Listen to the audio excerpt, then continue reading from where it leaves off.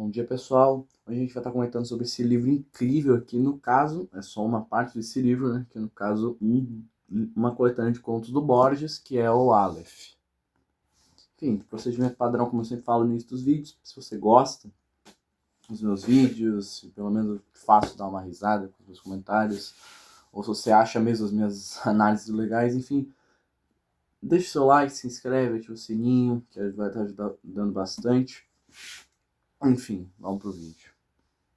Quero começar falando que essa leitura me deu um apego emocional muito grande, porque eu nunca tinha lido Borges.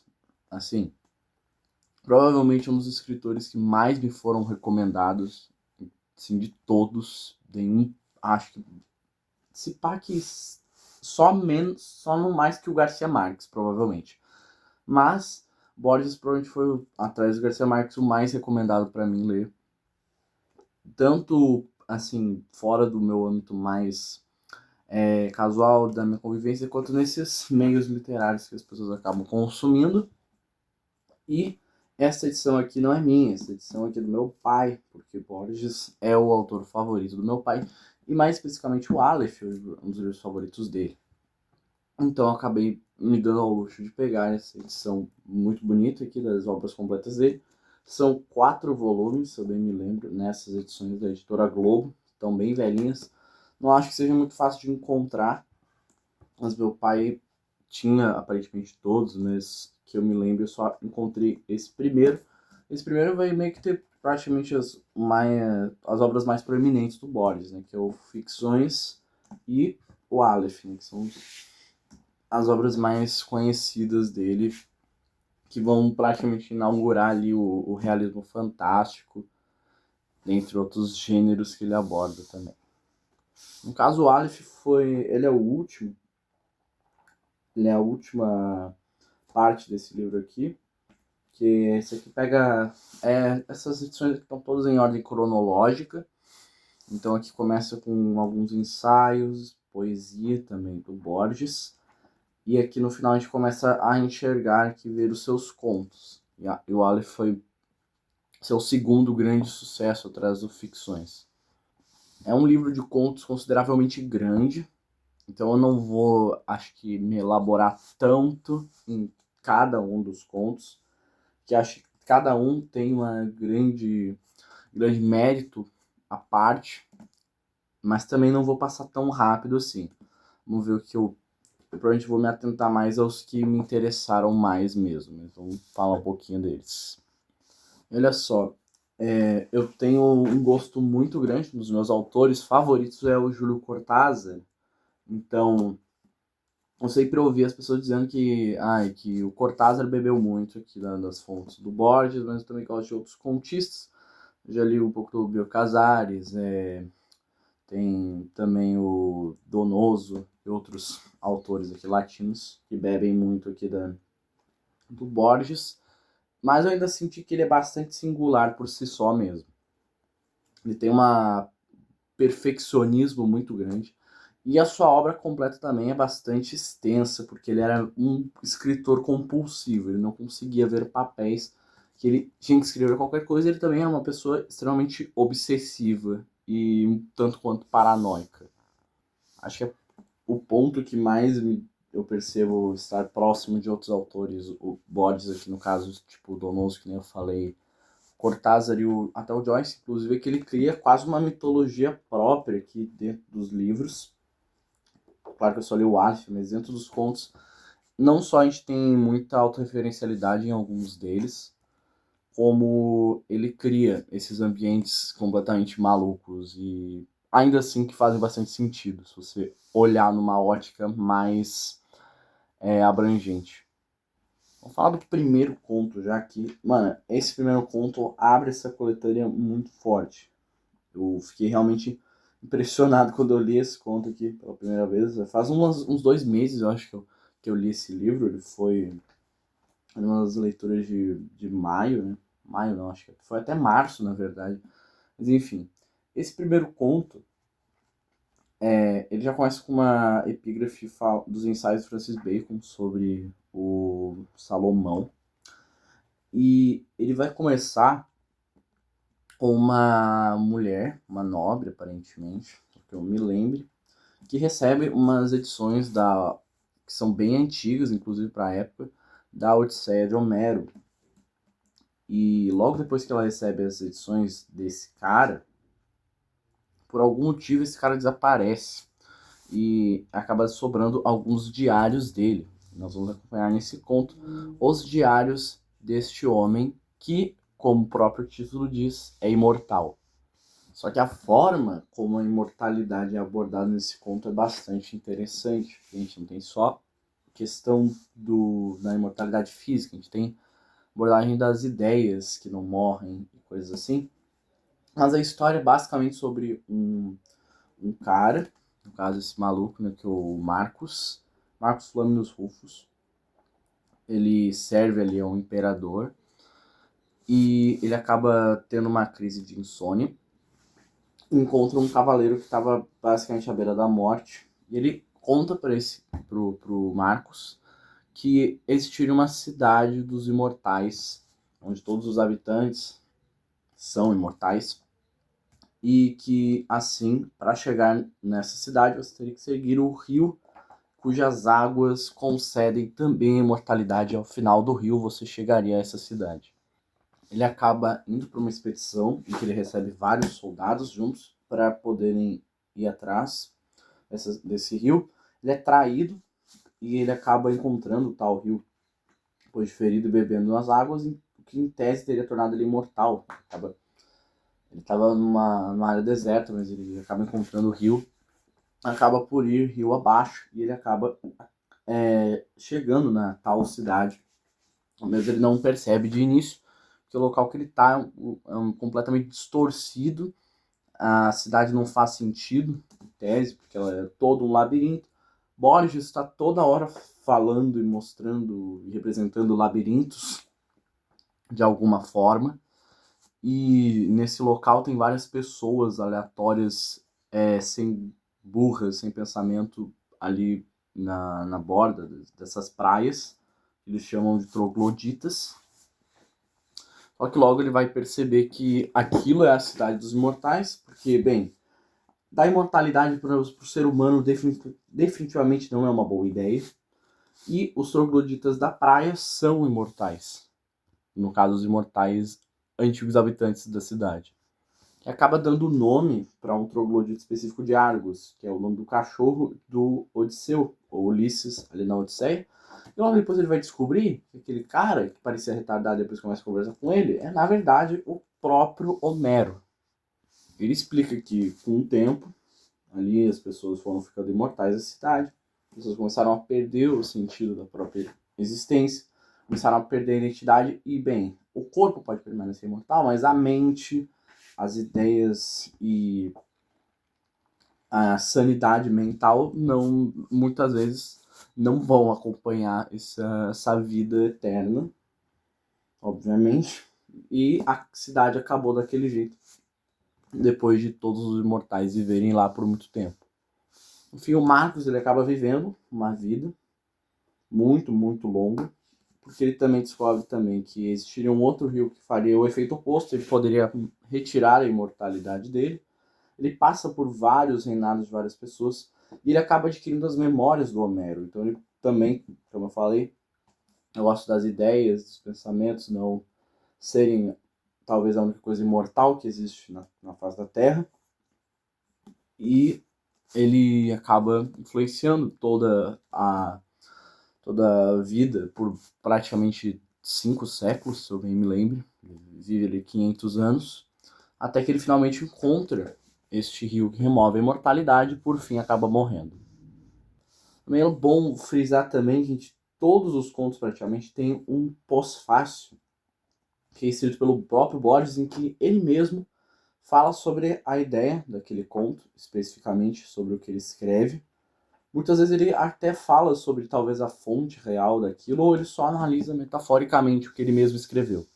Isso é bem irônico, porque o Borges também eu acho que vocês já devem saber, tipo, sobre o Fernando Pessoa, que ele tinha os heterônimos, Daí ele não tinha só, sei lá, o Bernardo Soares e mais um monte. Ele tinha, tipo, mais de 70 e tem um monte de escritos lá que ninguém nunca publicou, porque são muitos. E o Borges, ele fazia um bagulho muito bizarro, que ele literalmente inventava enredos de livros, que bem refletiam basicamente as próprias ideias de livros que ele mesmo tinha, e antes de começar a sequer idealizar como escrever aquilo, ele inventava reviews, ele inventava resenhas fictícias para os próprios livros dele que nem existiam. Engraçado que isso é também muito abordado em outras mídias que falam sobre o Borges. Eu já vou falar um pouquinho sobre. O segundo conto, sinceramente, ele não me interessou tanto assim, mas ele é basicamente. Tem também um modelo de contos do Borges que ele faz mais abordados na estética de faroeste, não, mas é dos gaúchos argentinos. Então a gente tem um conto aqui que reconta sobre o Martin, uma parte do poema do Martin Fierro, lá do José Hernandes. Esse conto aí, basicamente só resumindo, é só a vida de um cara que ele acaba entrando pra uma... Tipo, assim, se for falar em nossos termos brasileiros, seria tipo bando de jagunços, só que argentino e também bem antes desse Guimarães Rosa, esse tipo de coisa. Que o cara acaba ganhando respeito, né, nesse grupo, ele fica ganancioso e atraído. E basicamente, o homem morto é porque basicamente você acaba escolhendo certas coisas que no fim, desde o princípio, vão te levar para o fundo do poço. E o terceiro conto também é um outro interessante, que é os teólogos. O Borges, como eu falei, ele cria uma mitologia própria, só que ele vai ser um estudioso absurdo de mitologias no geral e vai basicamente fundamentar boa parte dos seus contos em diversos conceitos dessas mitologias. E obviamente que, estando mitologia no meio, vai faltar religião. A gente vai ter histórias sobre dois teólogos, obviamente, olha só, que é o João de Panônia e o Aureliano. E esses dois são rivais, porque eles têm visões divergentes sobre interpretações da Bíblia e conceitos da religião no geral. E a gente vê que também eles interpretam diferentemente diversas crenças que são que se propõem a ser novas interpretações do catolicismo, só que são consideradas hereges. E basicamente o plot desse conto são esses dois caras aí discutindo entre si. E eles são rivais. E acaba que ele, em certo momento, o Aureliano acaba caindo com alguma das suas ideias dentro de um espectro herege. Ele fica medroso pra caramba, pensando que ele poderia ser condenado. Mas ele acaba descobrindo um trecho do seu rival que acabaria se enquadrando também em outro espectro herege. E no fim, no caso ele acaba dizendo esse argumento para o seu rival, mas ele não aponta isso. Só deixa a ideia rolar solta, enquanto o Aureliano acaba se aproveitando disso para condenar o Panônia por heresia, e assim ele acaba sendo mandado para a fogueira. Isso acaba vindo de um ressentimento, porque do caso Aureliano tem ali suas ideias que parecem super coerentes na cabeça dele, mas ele não consegue falar direito, expressar. Acredita que existe um sétimo caractere da divindade, que seria a eternidade, as coisas que podem durar para sempre ou não.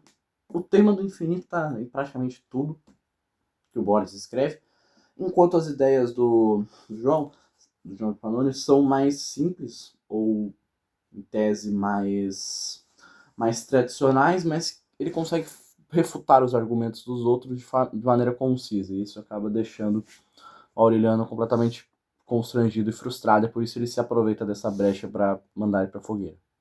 Porém, a gente tem o final da história, que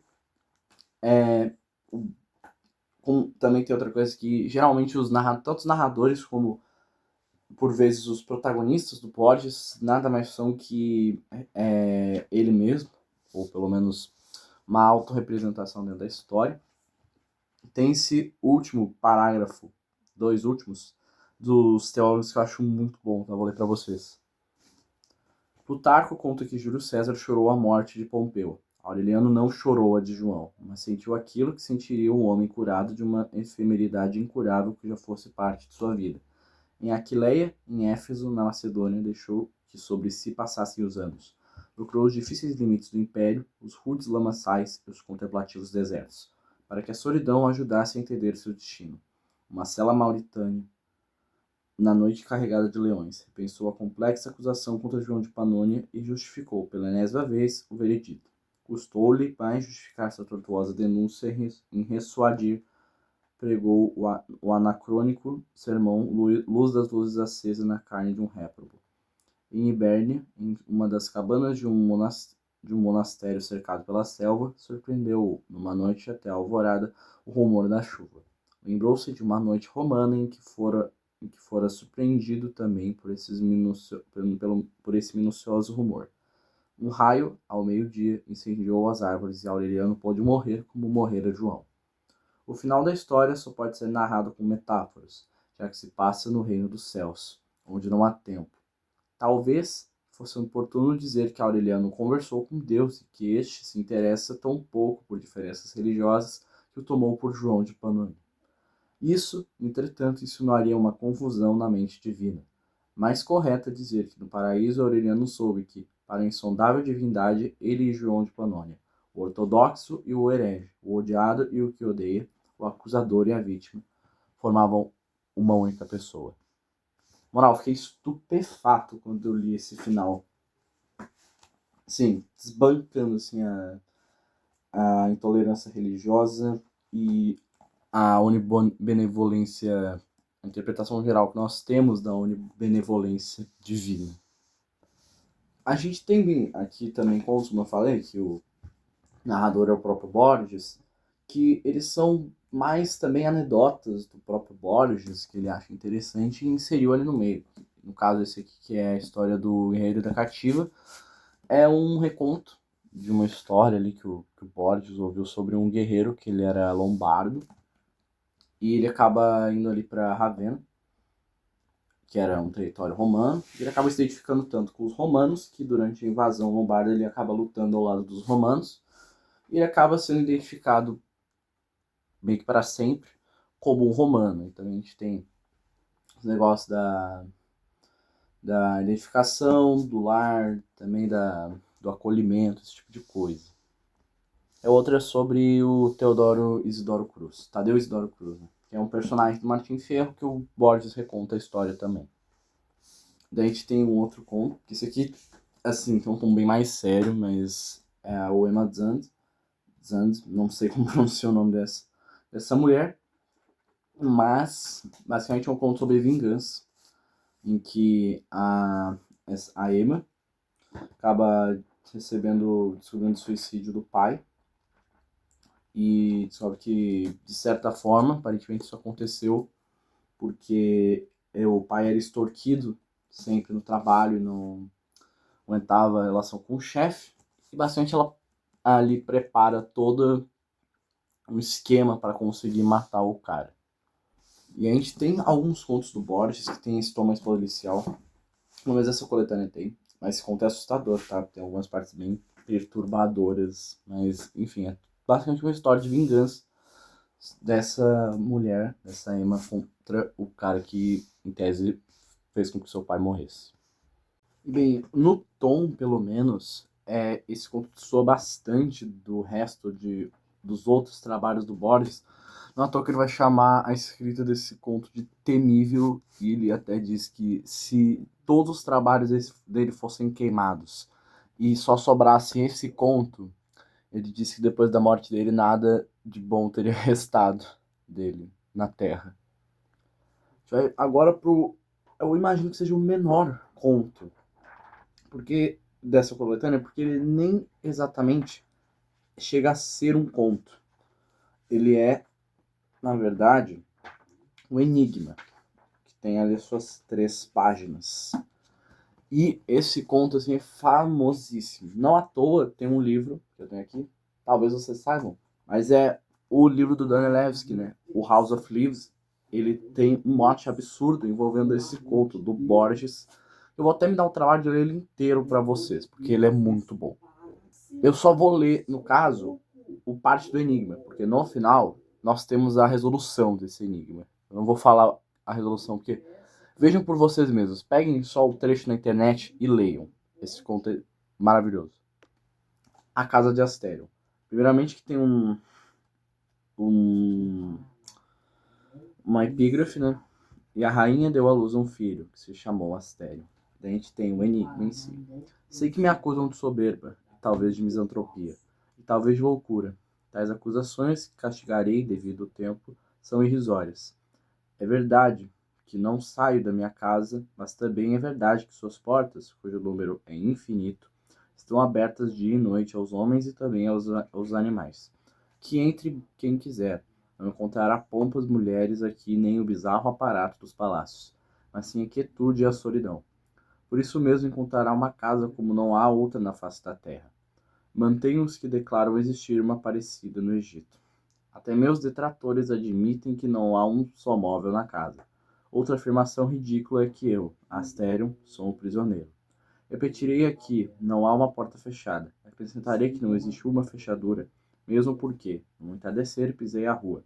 Se voltei antes da noite foi pelo temor que me infundiram os rostos da plebe.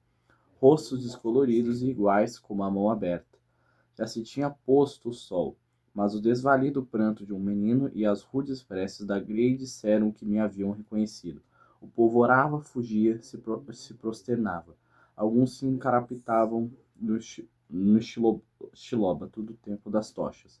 Outros juntavam pedras. Alguém, creio, ocultou-se no mar.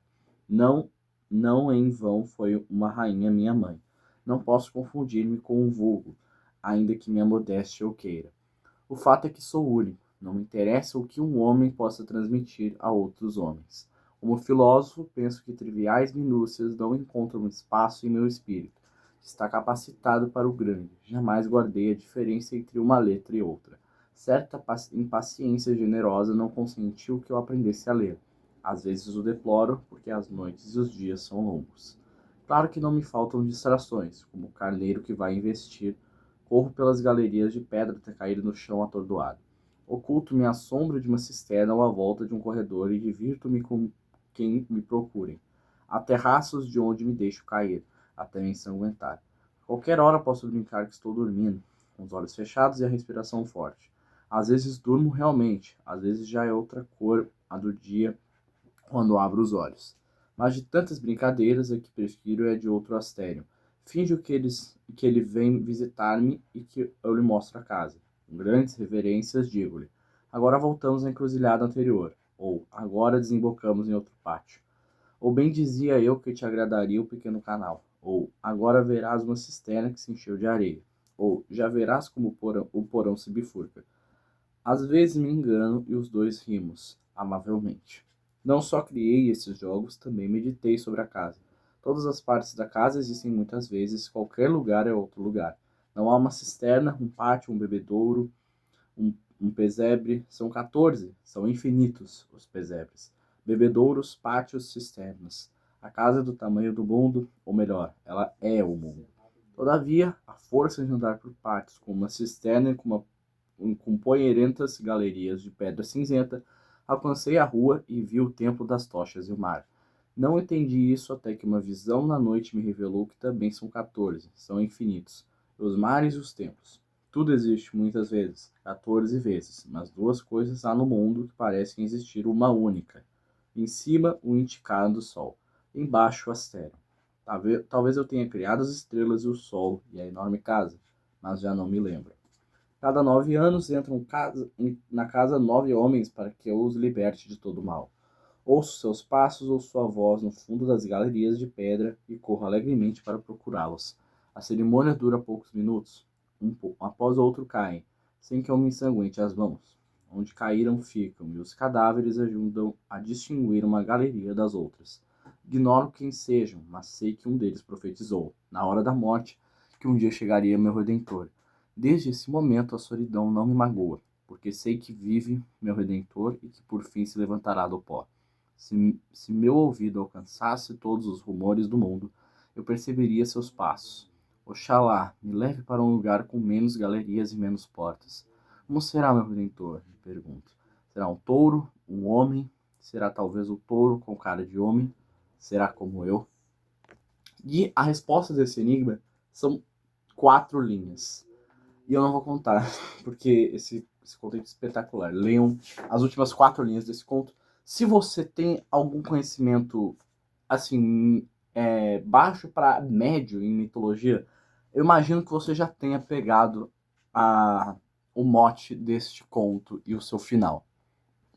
Outro conto aqui, que é A Outra Morte, ele também é um relato mais pessoal do Borges, em que ele pega ali, ou histórias que ele escuta e acaba recontando elas, que é sobre um cara, no caso um gaúcho, que luta ali na Batalha de Mazoleiro. E ele tem, o nome dele é Pedro Damião, e daí tem um mote dele com um cardeal ali, também de Ravenna, com esse mesmo nome. Daí, no meio da batalha, ele tem umas certas epifanias escritas aqui pelo Borges, e também tem o próprio comentário dele sobre a própria origem dessa história, que ele ouviu de uma mulher. Este outro conto, próximo, é um tanto quanto pesado, e ele me lembrou muito outro livro, que é o As Benevolentes, do Jonathan Littell, que é esse conto Deutsches Requiem, tem Requiem em alemão, assim, para traduzir, e a gente vai basicamente ver o último relato de um soldado nazista que trabalhou ali durante ali no extermínio de judeus, e no caso eugenia geral em Auschwitz. A gente vai ver a trajetória de como esse cara virou esse assassino sádico e cruel. E a gente vai ver uma história praticamente comum. Um cara que tinha grandes aspirações para diversas áreas do conhecimento, acabou indo para a guerra e acabou sendo debilitado. Inclusive, ele é debilitado durante um ataque dentro de uma igreja, em que ele acaba ficando com os movimentos limitados, e a gente vê como ele culpa a própria igreja por isso. A gente vai ver um texto com ressentimento, com um amargor assim, inacreditável. Vai passar raiva lendo esse conto pra cacete. E, mano, vai culpar a igreja, porque teve um bombardeio e a igreja foi desmoronando, e assim ele ficou com essa ferida. E também, ele está no corredor da morte, né, obviamente. A gente vai ter um longo monólogo dele sobre a fraqueza humana e a moral aqui no final. Os 2 últimos parágrafos, 3 no caso, do conto, cara, esses aqui, ó. Tem-se dito que todos os homens nascem aristotéricos ou platônicos. Isso equivale a declarar que não há debate de caráter abstrato que não seja o momento da polêmica de Aristóteles e Platão. Através dos séculos e latitudes, mudam os nomes, os dialetos, as faces, mas não os eternos antagonistas. Também a história dos povos registra uma continuidade secreta. Armínio, quando decapitou no lamaçal as legiões de Varo, não se sabia precursor de um império alemão. Lutero, tradutor da Bíblia, não suspeitava que seu fim era forjar um povo que destruísse para sempre ela. Christoph zur Linden, morto por uma bala moscovita em 1758, preparou de algum modo as vitórias de 1914. Hitler acreditou lutar por um país, mas lutou por todos, até por aqueles que agrediu e detestou. Não importa que seu eu o ignorasse, sabiam no seu sangue sua vontade. O mundo morria de judaísmo e dessa efemeridade do judaísmo que é a fé em Jesus. Nós lhe ensinamos a violência e a fé na espada. Se a espada nos mata, somos comparáveis ao feiticeiro que tece um labirinto e que se vê forçado a errar nele até o fim de seus dias, ou a Davi que julga um desconhecido e o condena à morte e ouve depois a revelação. Tu és aquele homem. Muitas coisas há que destruir para edificar a nova ordem. Agora sabemos que a Alemanha era uma dessas coisas. Demos algo mais que nossa vida. Demos o destino de nosso querido país, que outros maldigam e outros chorem.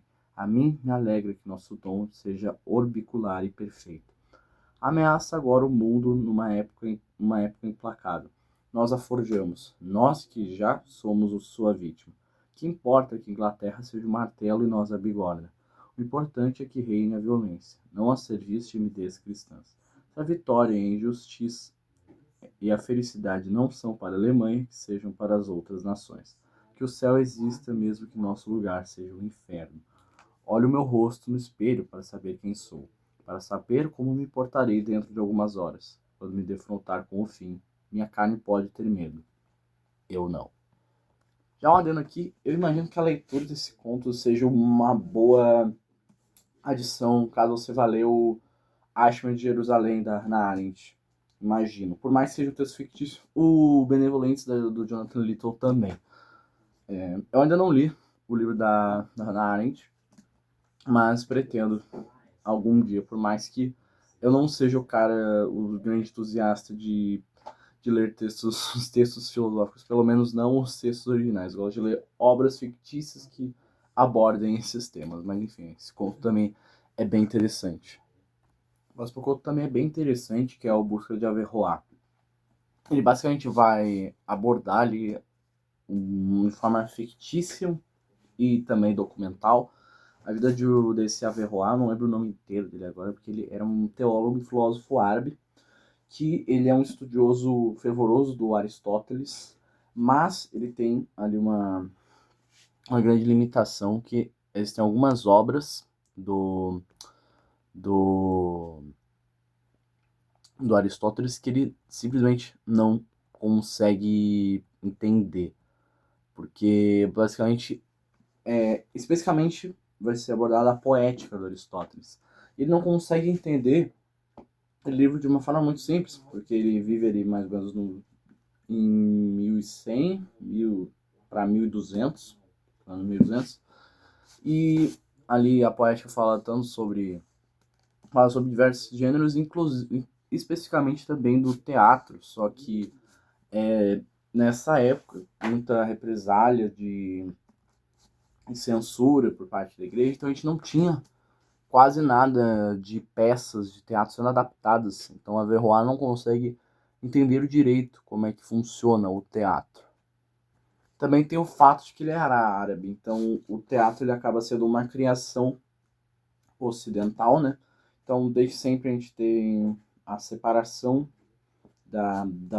dos estilos de arte ocidental e oriental, e a gente tem especialmente nas artes visuais, especialmente, né? Que tem aquele negócio dos orientais se recusarem a utilizar esses modos de arte ocidentais, tipo técnicas que são criadas ali no Ocidente. Então a gente vê essa tentativa do Averroes de tentar entender algo incompreensível, só que é engraçado porque pra gente parece um bagulho super óbvio, tipo, mano, é uma peça de teatro, as pessoas leem um roteiro que alguém escreveu, sobem num palco e atuam. Agora imagina para um mano aleatório, ele século XI, né, século X, tentando entender as minúcias desse gênero artístico e literário. A gente tem o próximo conto, que também é um conto que eu acho que é um dos melhores da coletânea, que é o Zahir. Esse aqui é um dos primeiros contos da coletânea, que segue outro padrão. Eu falei que tem contos que tem um narrador meio onisciente, também alguns em primeira pessoa. Daí tem os que é o próprio Boris falando, só que tem todo mais documental. E a gente tem esses que tem esse ar de ficção, só que é o próprio Borges, o personagem, como a gente pode identificar. E a história desse conto é basicamente o Borges encontrando, ou pelo menos recebendo, um objeto, que é uma moeda de 20 centavos, que tem o nome de Zahir. Eu acho que é uma moeda árabe, se eu não me engano também. O nome desse é bem árabe, Zahir. Mas basicamente o Zahir não é só essa moeda, ele é um conceito de basicamente um objeto que gera uma obsessão labiríntica e absurda na pessoa que qualquer pessoa que entre em contato direto com ele. Daí o Boris fica obcecado com essa moeda e começa a buscar e fazer catálogos sobre moedas em todo o mundo. E daí basicamente ele fala sobre uma teoria de que, a partir de análises de diversas obras e objetos do mundo, de que o Zahir seria uma bênção divina de objetos extremamente sedutores que chegam em certo momento na Terra. E tem uma parte muito interessante de que eles perguntam por que não existiriam mais de um Zahir ao mesmo tempo. Ele diz que um único Zahir seria o suficiente para hipnotizar multidões. Algum método supersticioso e mitológico do Borges justificar suas obsessões? Eu não sei, mas tem muito cara de que alguém daria um migué desses na vida real.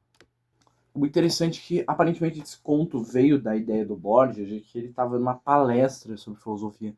E daí o palestrante fez uma pergunta muito interessante. Ele pergunta: o que faz algo ser de fato importante ou, melhor, inesquecível para uma pessoa?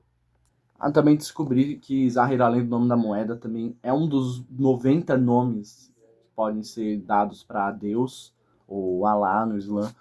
E também é uma expressão que significa visível ou proeminente, então faz sentido também. Também tem um negócio que o protagonista ele estava primeiro em luto pela morte de uma mulher. Isso também vai se repetir em outro conto nesse livro.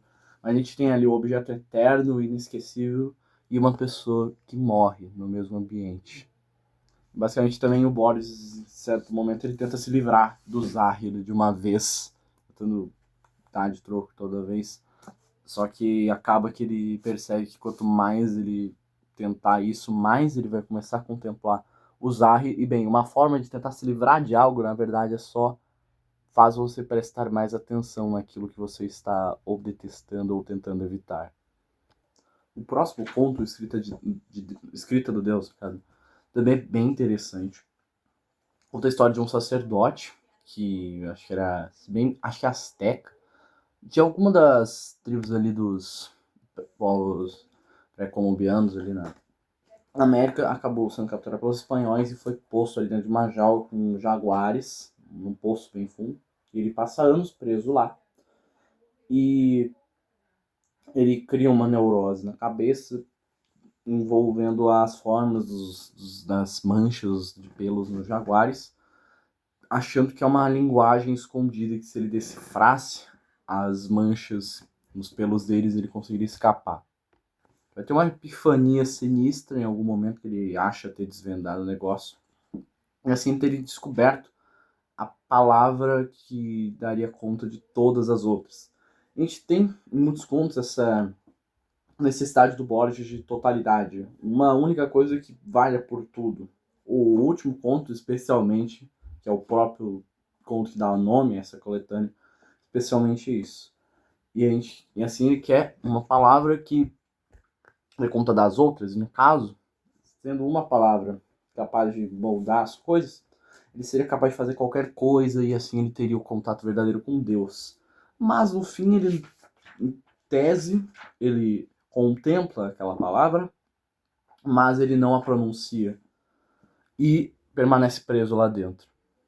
E o final do conto, em tese, explica isso. E diz o seguinte: que morra comigo o mistério que está escrito nos tigres. Quem entreviu o universo, quem entreviu os ardentes desígnios do universo não pode pensar do homem, em suas triviais venturas ou desventuras, mesmo que esse homem seja ele. Esse homem foi ele, e agora não lhe importa. Que lhe importa a sorte daquele outro? Que lhe importa a nação daquele outro? Se ele agora é ninguém, por isso não pronuncio a forma. Por isso deixo que os dias me esqueçam, deitado na escuridão. Ou seja, algo bem comum, né? O conhecimento geral das coisas não é que ele cause uma inércia ou uma anestesia, só que você percebe que as coisas não importam, ou pelo menos estão nas suas mãos, mas você simplesmente não cabe a você fazer o que os outros devem, ou, enfim, julgar as pessoas. Outro conto interessante que também tem uma pegada mais investigativa, que nem o Emma Zand, também outro. os outros também, tem uma pegada investigativa, mas que mais, é o Aben Hakan, o Bocari morto em seu labirinto. Assim, a gente tem um amigo, dois caras, né? Um cara que é um matemático, outro acho que é um historiador. Eles contam a história de um certo cara muito importante, acho que é provavelmente um rei ou um militar muito importante, ali de um Bocari, né, no caso, que foge ali de sua cidade natal junto com seu primo e o seu tesouro, com medo de ser pego, de ser roubado junto com o seu escravo, um leão, se eu bem me lembro. E ali conta-se a história de que o Aben Hakan teria ficado com medo, se acovardado, pensando que o seu primo poderia planejar matá-lo, e ele acaba fugindo então para Cornualha com o seu escravo, com o seu a Cornualha lá na, lembro da Cornualha por causa do Tristan e Isolda, né, mas ali na região ali na Grã-Bretanha, e ele constrói um labirinto e ele se tranca lá dentro junto com o seu tesouro e o seu escravo e o seu leão, para que ninguém possa encontrá-lo e roubá-lo. Inclusive também ele diz que ele mata o Zaid, né, o próprio primo, para esconder de lá também, porque ele achava que logo depois de matar o primo, o fantasma dele iria trazer. Ele acaba sendo encontrado morto lá dentro, morto, atacado mesmo. Então, imagino que ele foi saqueado assim da mesma forma, coisa parecida.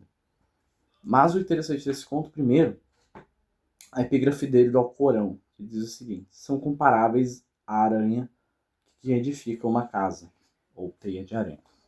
Enfim. E o amigo matemático, ele fica meio cético com a história do historiador, e ele propõe uma nova interpretação para essa história. Ele acha, na opinião dele, que aquele labirinto não era uma fuga do Aben Hakan, e sim uma armadilha do Zaid para o próprio Aben Hakan. Basicamente, o que ele acha que ele fez teria sido que ele era covarde, ele não teria tentado atacar pelas costas, e ele teria planejado roubar metade do tesouro do Aben Hakan, ter ido para o local junto com os seus, o leão e o escravo, Bornato, não tendo levado tudo, né? Então, para causar aquele instigação no Aben Hakan, permitir que ele chegasse lá, ele se disfarça do próprio Aben Hakan dentro do labirinto, e então ele cria uma armadilha para o seu primo. Teria conseguido entrar lá e assim morto por Zaid lá dentro.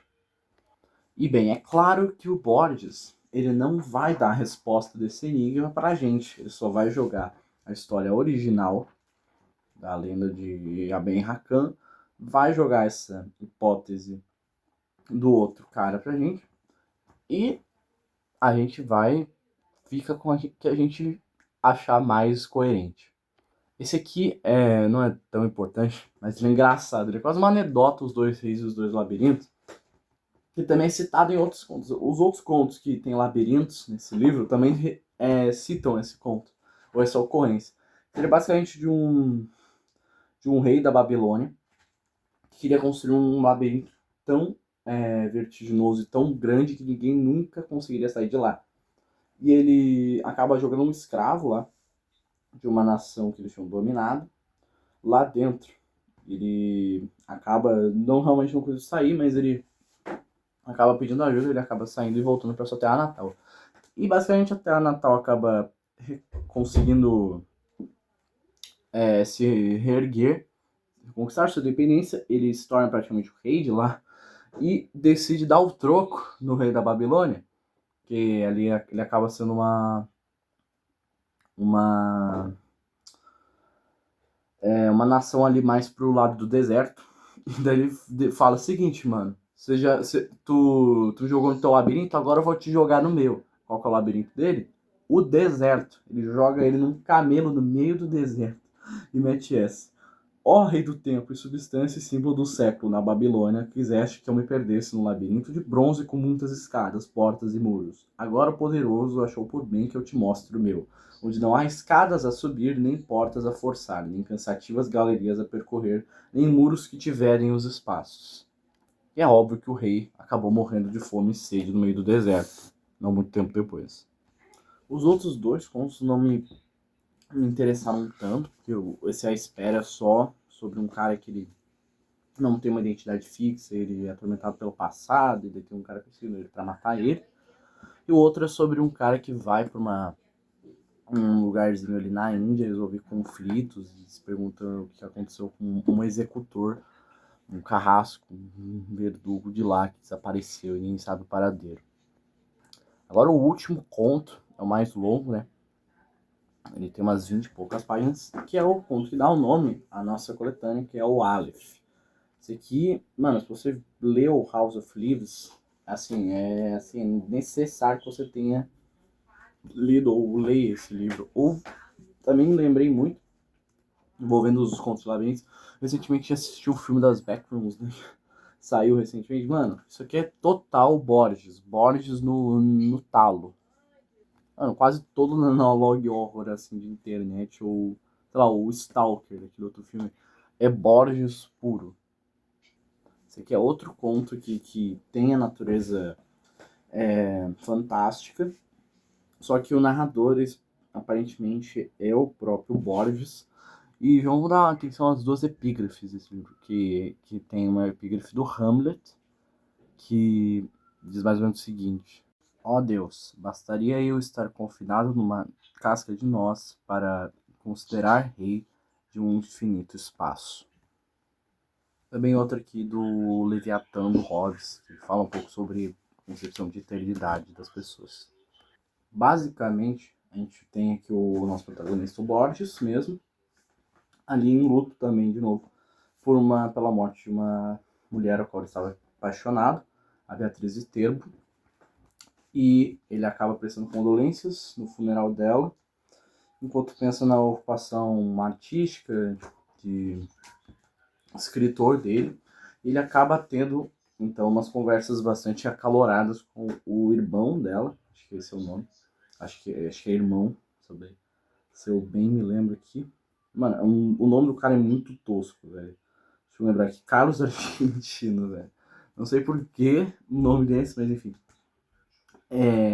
Ele presta condolências para a família e ele já não tem uma relação muito amigável com esse irmão dela, e acaba piorando porque os dois têm uma rivalidade ali de artistas e o cara ali ele é muito engajado nas vanguardas, também numa missão literária de que basicamente ele quer fazer um poema, uma epopeia mais ou menos, assim, bem parecido talvez com os cantos do Ezra Pound, em que ele escreveria ali basicamente todos os locais do planeta em um poema. E o Borges acha aquilo ali um absurdo e acha a escrita do cara completamente horrível, trivial e superficial. Eles têm esses conflitos artísticos durante boa parte desse conto. Confunde aqui, não é o argentino aqui, não, é o Danelli, o irmão dela. Mas enfim, ele fica. Depois ele tenta processar esse luto para essa mulher. E também ali tem um. Antes, acho que se eu bem me lembro, tinha um pós-fácil que falava um pouquinho sobre o Aleph, que a gente vai ter o conceito ali do objeto ou local que demonstra todos os outros da Terra, ou sei lá, do universo. É basicamente só de uma história de quando Borges viu um caleidoscópio pela primeira vez. Se você nunca viu um caleidoscópio, é aquele tubinho que tem lentes, né, que geram um efeito óptico. Quando você gira, vai gerando diversas imagens heterocromáticas diferentes nos seus olhos. Foi uma família de novo, mas o nome inteiro do cara é Carlos Argentino Danelli. Às vezes dá uns erros nos nomes, porque às vezes ele fala Carlos Argentino, depois fala só Danelli, enfim. E nessa ambição, né, ele leu alguns trechos desse poema dele sobre a Terra, e daí o Borges finge interesse. E daí tem um comentário muito interessante dele, né? Quando eles falam sobre o tema, sobre a densidade do tema, o Borges só diz o seguinte: entendi que o trabalho do poeta não estava na poesia, estava em inventar razões para que esta fosse infinita. Borges tinha um grande ranço de autores que prolongavam demais seu trabalho, ou pelo menos que tinham uma ambição tão grande que muitos se parecia que nunca poderiam terminar seus projetos. Não à toa, Borges era praticamente um contista, mesmo tendo uma escrita bastante densa. Ele sempre teve uma grande capacidade de condensar suas informações muito bem, a ponto de poder finalizar tudo de que ele, por mais complexo que fosse, que ele havia pensado de forma curta e coesa. Isso é algo que eu gosto bastante, por mais que eu adore autores prolixos, o trabalho de síntese do Borges, das ideias deles, é realmente muito bom. Acho isso bastante interessante, porque realmente também, por mais que eu goste de me alongar em autores, gosto de autores que conseguem desenvolver ideias de forma concisa e pontual. Enfim, toda a atenção final desse conto é quando o Boris começa a se perguntar como que ele estava projetando toda aquela ambição literária, e como parecia que, por mais que ele não gostasse do escrito, parecia que estava tudo organizadinho sobre os biomas. Ele acaba recebendo uma ligação certo dia, enquanto ele ainda pensava em sua amada, uma ligação do Danelli, dizendo que a certa casa em que ele convive, vai ser demolida. Ele não quer que aquilo aconteça porque naquele local específico haveria o Aleph. O Aleph. E também na história do Borges diz que a pessoa, não lembro exatamente quem que mostrou o caleidoscópio para ele, mas só se referiu àquilo como o Aleph mesmo. Então só pegou essa ideia e jogou aqui mesmo.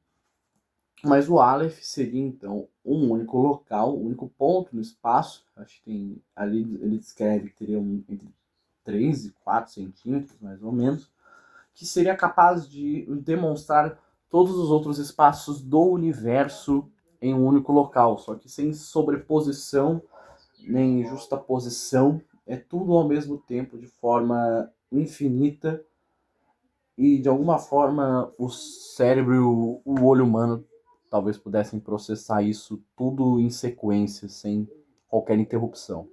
Só que o mais bizarro também é que o Danelli, ele ao mesmo tempo está triste pela casa estar sendo destruída, quanto feliz, porque aquela casa é a grande memória que o Borges aqui vai ter da sua amada, da sua queridíssima Beatriz.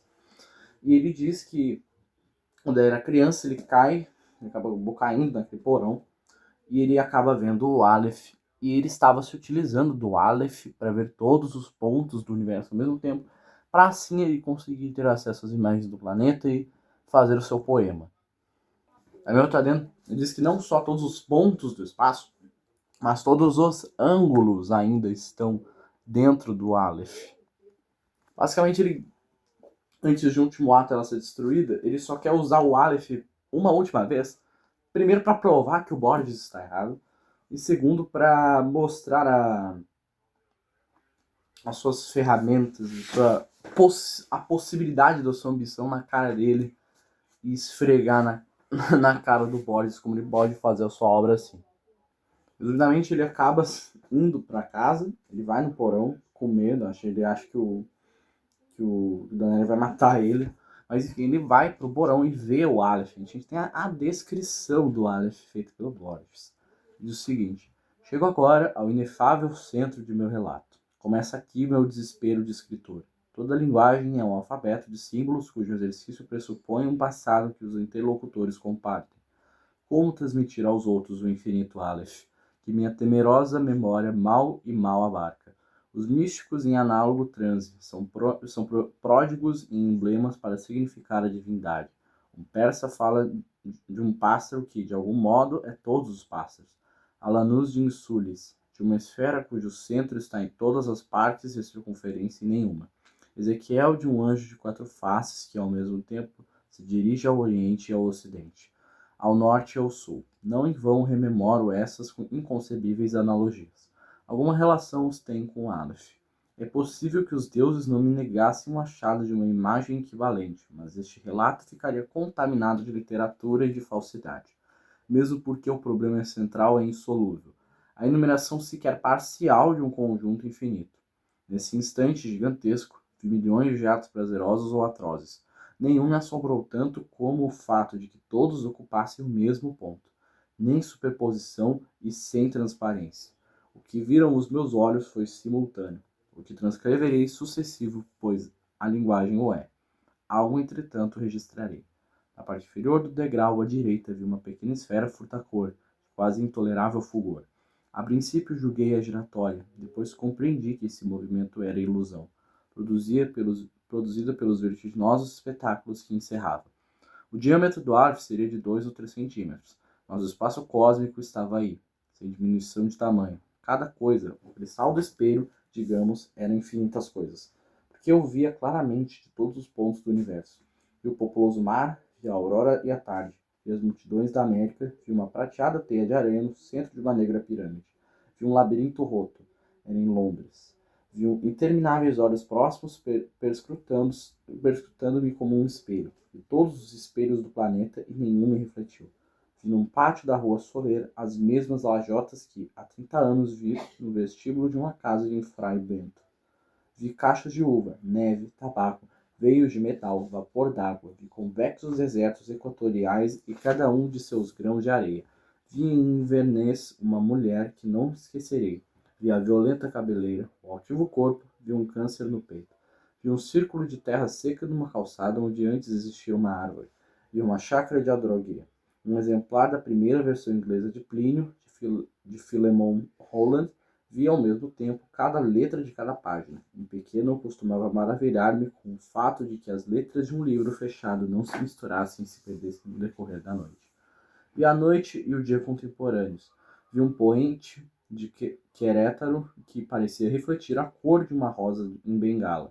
Vi meu dormitório sem ninguém. Vi um gabinete de Alkmaar, um globo terrestre entre 2 espelhos que os multiplicam indefinidamente.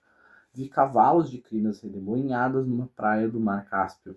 Na aurora vi delicada ossatura de uma mão. Vi os sobreviventes de uma batalha enviando cartões postais. Vi numa vitrina de Misapur um naipe espanhol. Vi as sombras oblíquas de algumas samambaias no chão de uma estufa. Vi tigres, êmbolos, bisões, marulhos e exércitos. Vi todas as formigas que existem na terra. Vi um astrolábio persa, uma gaveta da escrivaninha, e a letra me fez tremer. Cartas obscenas, inacreditáveis, precisas que Beatriz dirigira a Carlos Argentino. Vi um adorado monumento em La Chacarita. Vi a relíquia atroz do que deliciosamente fora Beatriz Viterbo. Vi a circulação de meu sangue escuro. Vi a engrenagem do amor e a modificação da morte. Eu vi o Aleph de todos os pontos. Vi no Aleph a terra e na terra outra vez o Aleph. E no Aleph a terra, vi o meu rosto e minhas vísceras. Vi teu rosto e senti vertigem e chorei, porque meus olhos haviam visto esse objeto secreto e conjectural cujo nome usurpam os homens, mas que nenhum homem olhou, o inconcebível universo. Maravilhoso esse trecho, tá? O final desse trecho é absurdo. Ele vê tudo, ele vê a verdade, as verdades que estão ocultas também. No caso, o Budanelli, ele acaba chegando depois. E outra parte muito interessante aqui pro final desse conto, ele pergunta pro Borges se ele viu o Aleph. O Borges está aturdido, só que ele nega e de forma bem ambígua. Então, basicamente, a vingança dele contra o... Também ele viu ali os conteúdos envolvendo a Beatriz. Ele acaba negando a existência do Aleph como forma de vingança. E também ele espera, dá para perceber que as pessoas percebam, assim, talvez, a sanidade do Danelli sendo esvaída, por ele não ser muito são, ver se ele consegue ferrar a vida do seu inimigo, seu Nemesis, a partir disso. E são as últimas, os últimos 2 parágrafos do conto em si, que o Borges diz o seguinte: nesse instante concebi minha vingança, benévolo manifestante apiedado, nervoso, evasivo, agradeci a Carlos Argentino a hospitalidade de seu porão e o instei a aproveitar a demolição da casa para afastar-se da perniciosa metrópole, que a ninguém, creia-me, a ninguém perdoa. Neguei-me com suave energia a discutir o Aleph. Abracei-o ao despedir-me e repeti-lhe que o campo e a serenidade são 2 grandes médicos. Na rua das escadarias de Constituição, No metrô, pareceram-me familiares todos os rostos. Tive medo de que não restasse uma única coisa capaz de surpreender-me. Tive medo de que não me abandonasse jamais a impressão de voltar. Felizmente, depois de algumas noites de insônia, agiu sobre mim outra vez o esquecimento. E, pelo visto, nossos planos, no caso, os planos do Borges, parecem não ter dado muito certo. Aparentemente, Danelli fez o maior sucesso com seu poema, foi aclamado e recebeu prêmios, enquanto Borges acabou sendo jogado pra merda. Depois disso, bem, ele vai falar um pouco sobre como não importa se o infinito existe. Primeiro, que o nosso cérebro não consegue entendê-lo, e segundo, que tudo que está contido no infinito pode também ser esquecido, tanto propositalmente como um sistema de defesa da própria mente humana, ou o próprio processo natural que nós temos de esquecer as coisas. E a gente vê uma pessoa completamente amargurada com essa injustiça, esse sucesso do Danelli, essa decadência do Borges, e ele termina o conto a partir desse epílogo que tem neste conto. Esse pós-fácil sobre o sucesso de Danelli, ele termina o conto da seguinte maneira. Existe esse Aleph no íntimo de uma pedra. Viu quando vi todas as coisas e o esqueci? Nossa mente é porosa para o esquecimento. Eu mesmo estou falseando e perdendo, sob a trágica erosão dos anos, os traços de Beatriz. Enfim, eu acho que esse livro tem muita coisa que pode ser discutida. Eu imagino que, assim, cada um desses contos tinha potencial para ser uma novela ou até um romance ótimo. Assim, eu acho que não nos modos de escrita que aparentemente o Borges opera, mas assim, House of Leaves, como eu já falei várias vezes aqui, né? É um exemplo cabal de como as ideias do Borges poderiam ser muito mais extensas, mas esse estilo de contista é muito interessante. Então, o autor, ele realmente, eu acho que um ótimo método mesmo de uma mente tão prolífica e profícua como a dele é realmente fazer conto, porque realmente acho que seria um trabalho muito árduo, fazer um trabalho muito mais extenso sobre cada uma dessas ideias. Então a gente tem romances, assim, no caso, que pegam várias... No caso, talvez um romance pegasse várias e várias ideias que a gente tem nesse livro e poria numa coisa só. Mas o Borges acaba desenvolvendo várias coisas, esses assuntos complexos, filosóficos e mitológicos, cabalísticos dele em diversas peças separadas. E eu acho isso bem legal. Assim, gostei demais do livro, pretendo ler mais do Borges, um 10 de 10 fácil. E tem muita gente aí que diz que o prefere, ou pelo menos dizem que até que é melhor, o Ficções, que também está nesse livro, que é o livro que vem antes, né, inclusive dele. O Aleph é de 1949 e Ficções de 1944, então provavelmente devo ler o Ficções muito em breve. Não à toa também, porque eu pretendo ler House of Leaves e também outros autores do nosso movimento aí, nosso realismo fantástico, e Borges é uma base fundamental para isso. Então, recomendadíssimo, com certeza. Se meu pai estiver assistindo isso, espero. Concordo demais com o seu gosto. Enfim, um livro espetacular. Leiam Borges. E é isso. Espero que vocês tenham gostado do vídeo. Se gostou, deixa o like, se inscreve, ativa o sininho, como eu disse no início do vídeo. E é isso.